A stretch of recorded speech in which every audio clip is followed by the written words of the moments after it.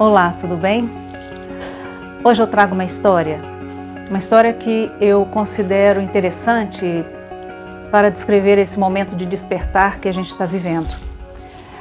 A história da humanidade, ela é permeada por esses momentos, quando as pessoas começam a sofrer atrocidades, flagelos muito profundos, há uma tendência de retorno ao espiritual, como o que diria Freud, a busca pelo grande pai, o pai infalível que está presente em todos os lugares, que pode todas as coisas.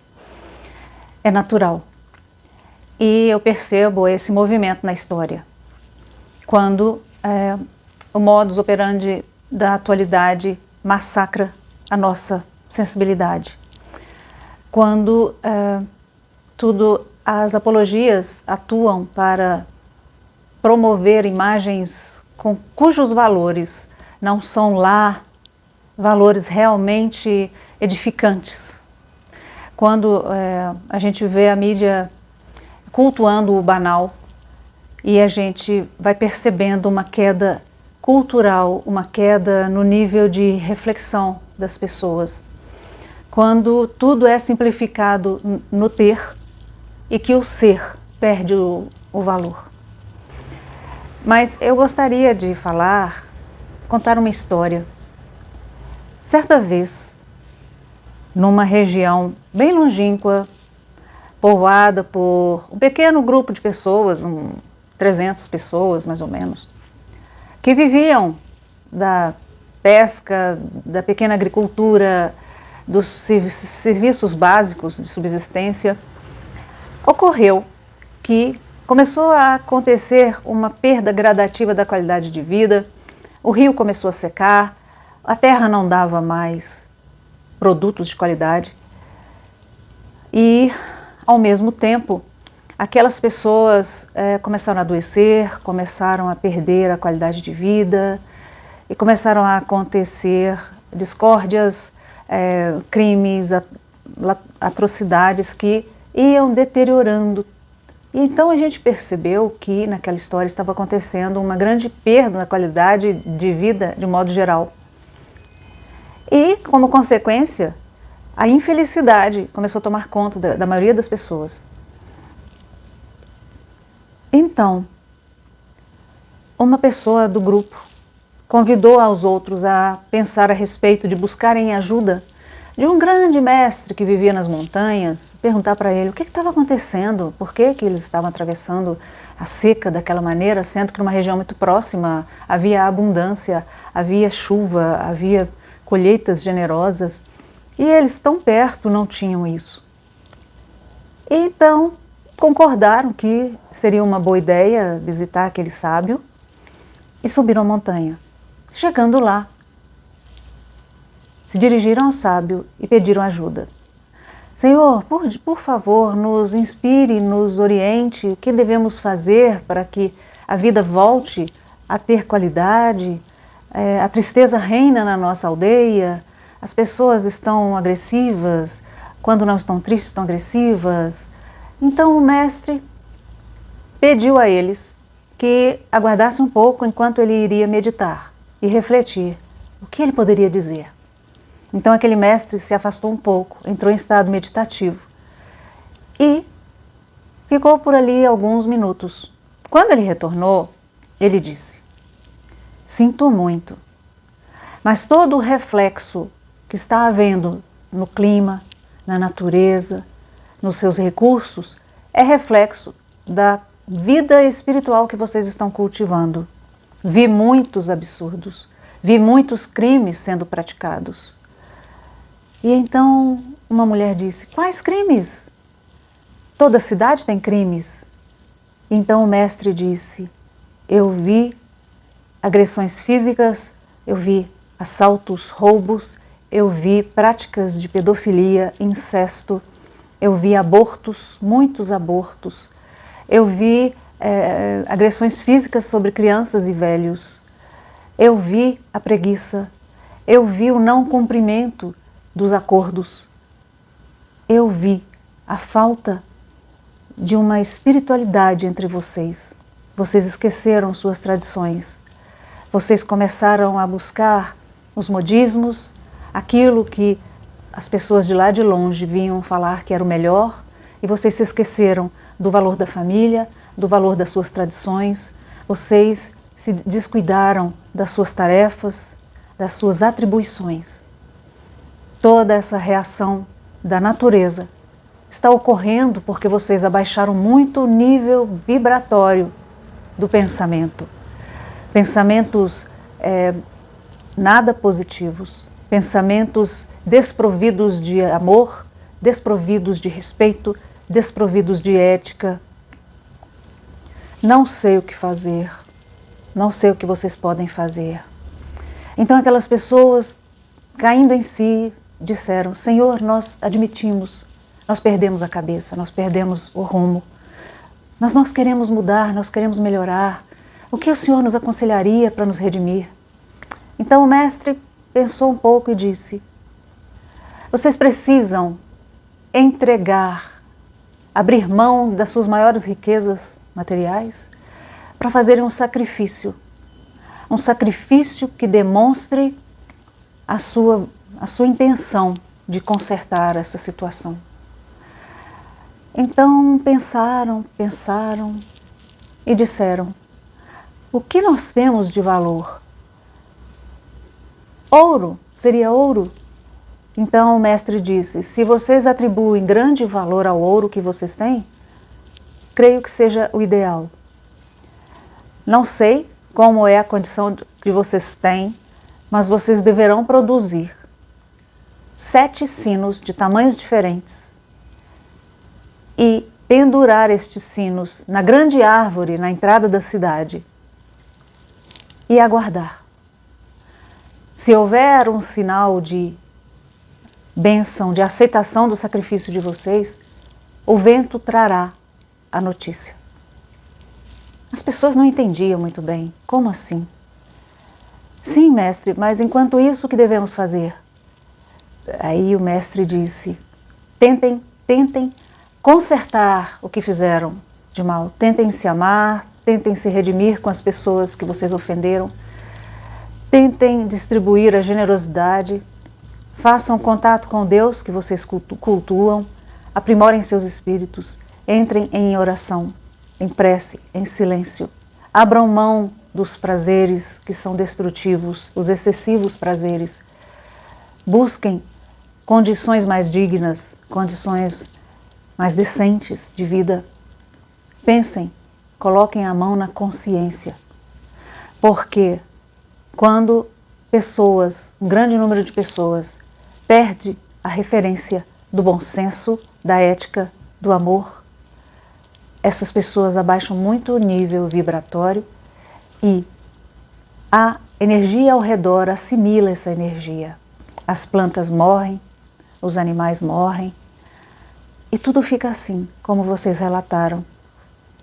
É importante que vocês realmente estejam imbuídos em se transformarem, porque a cura começa dentro de vocês e ela precisa repercutir de algum modo. Então aquelas pessoas aceitaram a sugestão do mestre, desceram a montanha, passaram por todas as casas avisando de qual seria a medida a tomar. Todos doaram seus ouros, seus metais e foram fundir os sinos, cada um de um tamanho, de um diâmetro, e penduraram os sinos na grande árvore à beira do caminho na entrada da cidade. E ali ficaram. Muitas pessoas às vezes ficavam ali sentadas ao lado da árvore, vigiando um ladrão, se alguém viria roubar os seus metais. Outras pessoas ficavam duvidando se aquelas pessoas que estavam vigiando tinham mesmo a intenção de vigiar ou de levar para longe aquele metal.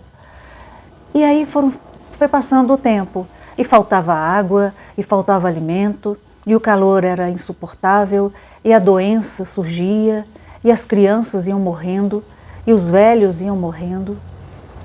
E então começaram a parar com aqueles pensamentos muito próprios das pessoas que não valorizam o que realmente importa, e começaram a pensar no que realmente precisavam fazer para se modificarem. entraram em oração, em meditação.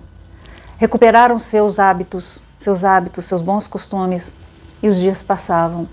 Um silêncio se fazia na cidade, porque as pessoas realmente começaram a perceber que os seus atos estavam contribuindo pelo mal de todos eles. Entenderam que a vibração que emanamos contamina o ambiente em que estamos. E quanto mais pessoas irradiam o pior de si, pior fica o ambiente.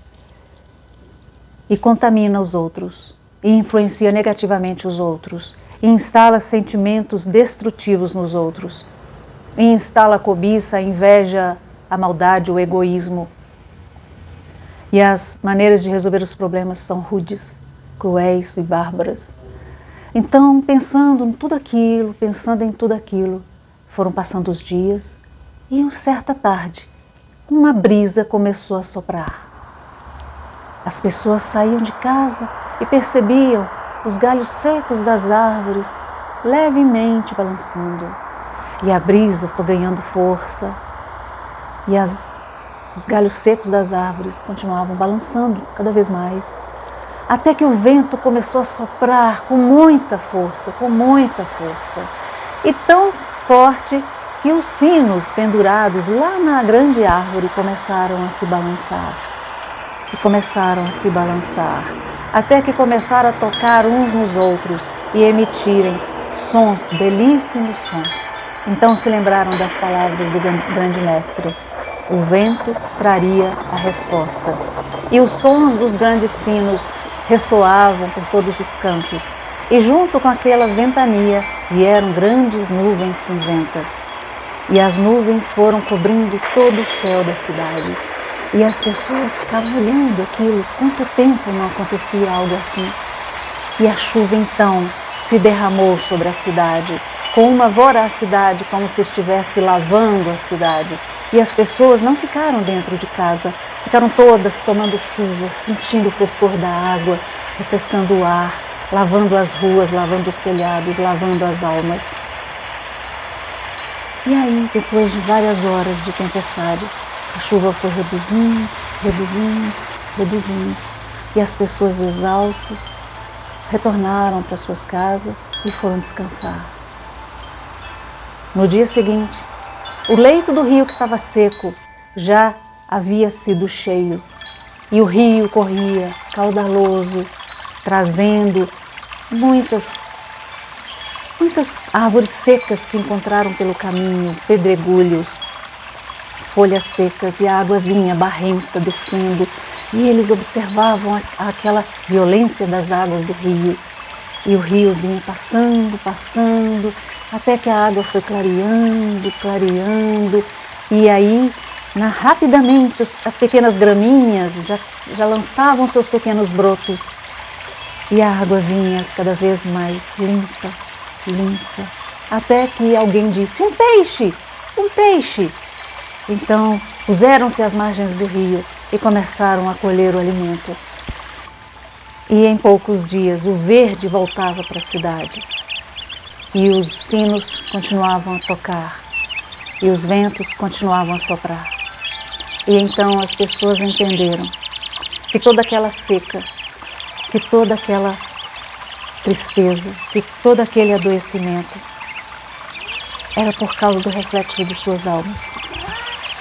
Era por causa do reflexo de tudo que elas emanavam. E não cultivar a ética, não cultivar cuidado uns com os outros. Então elas entenderam que o egoísmo que elas estavam vivendo, e toda aquela secura moral, e todo aquele descuido com os sentimentos uns dos outros, é que gerou todo aquele transtorno. O ambiente externo retratava o interno, as suas almas. Essa lenda é a lenda do mensageiro dos ventos. O sino que a gente pendura nas janelas, nas varandas, para tocarem delicadamente enquanto o vento sopra. E então surgiu a crença de que o vento, balançando aqueles sinos, produzindo aqueles sons, provocavam a melhora energética dos ambientes. Por isso que hoje, muitas vezes, a gente encontra esses sinos pendurados nas casas. O próprio som é agradável de se ouvir. Então essa alegoria, essa história, ela existe para retratar isso. Que muitas vezes nós nos encontramos desequilibrados, nós nos encontramos com uma vida árida, escassa, e a gente se esqueceu das tradições dos nossos avós, dos nossos tataravós, de cultivarmos nossa espiritualidade, independente de religião. Espiritualidade que melhora nossos sentimentos, que melhora nossos pontos de vista, que otimiza nossas posturas de modo a pensarmos com responsabilidade, com ética, com amor, com respeito. Então, fica essa mensagem. Muitas vezes nós estamos vivendo problemas porque nós não estamos cuidando da nossa força interna, da nossa energia, do amor que podemos cultivar e transformar nossa vida. Um amor que faça bem a nós mesmos e que inspire os nossos pensamentos para que, ao vibrarmos na melhor qualidade possível, nós sejamos porta-vozes de boas palavras, de boas posturas, que sejamos luz na vida das pessoas, que sejamos úteis, que sejamos cooperadores pelo melhor em cada ambiente que estivermos, que sejamos responsáveis uns pelos outros. Porque quando acontecem flagelos na sociedade, todos nós, de um modo ou de outro, somos afetados e também responsáveis. A negligência, a indiferença, a frieza tem um preço muito alto a ser pago. Então fica essa história, espero que ela tenha feito sentido para você. Se você gostou, curta o canal, ajude a gente a alcançar mais pessoas, ajude a gente a mostrar pelos algoritmos que esse canal é um canal útil, que pode transformar, que pode otimizar a vida das pessoas. Eu agradeço por essa troca. Até a próxima!